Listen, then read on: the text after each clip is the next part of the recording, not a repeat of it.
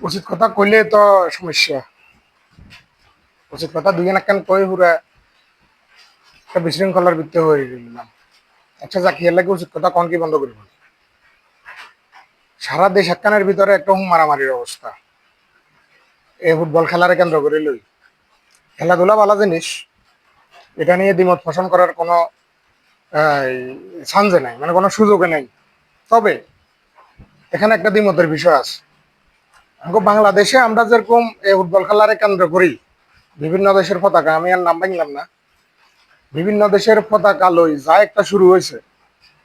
পতাকা ডাঙ্গরে ভালো কথা, আমার ঠিক আছে বুঝলাম, দেশের প্রতি ফুটবল খেলা ওর এটার লাই একটা টান আন্তরিকতার লাই যে কোনো মানুষ যে কোনো দেশ সাপোর্ট করতেই হবে, যেহেতু একটা ইন্টারন্যাশনাল পর্যায়ের খেলা।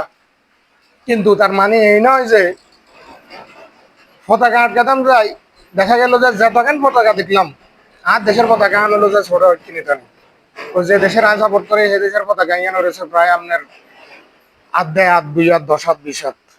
এমনও শুনলাম যে ওই এক বেটা তো ডাইরেক্ট ঘর দুয়ার বেশি এতে ওই জার্মানি পতাকা বানাবে বসে।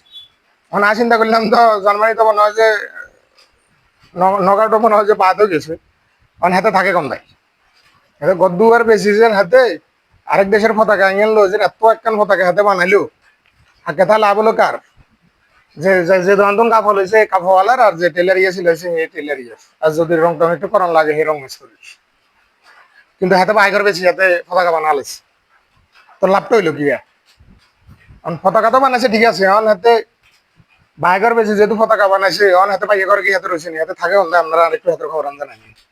তাহলে কতটা আবেগ ভালোবাসা, এক্সাইজ ইজ ভেরি ব্যাড, অতিরিক্ত যে কোনো কিছুই কিন্তু খারাপ। এমন ভালোবাসা দেখালি দেখালাই দেখা গেল যে একেবারে নিজের হুদ্দে জায়গা যেখানে আছে সেখানে ভ্যালু। আচ্ছা যাক এ গেল এটা, কিন্তু এটা হাতে নিজে দেশের লাগে না, তার মানে হাতে দেশদ্রোহীর কাতারে হাতে উড়ি যায়।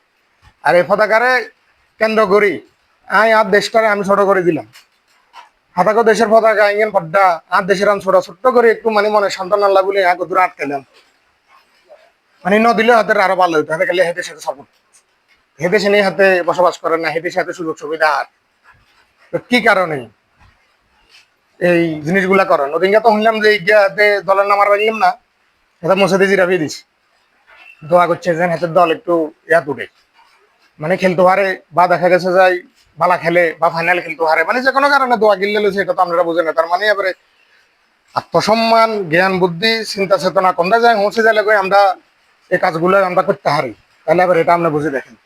মানে জীবন তো যারগই আর ঠেং থাকলে হেঁকানো দিয়ে গেলাম এই পতাকা লাগাই দিল্লাই, এই পতাকারে আপনার এই চাদর আছে টাঙ্গা দিল্লাই, কি লাভ?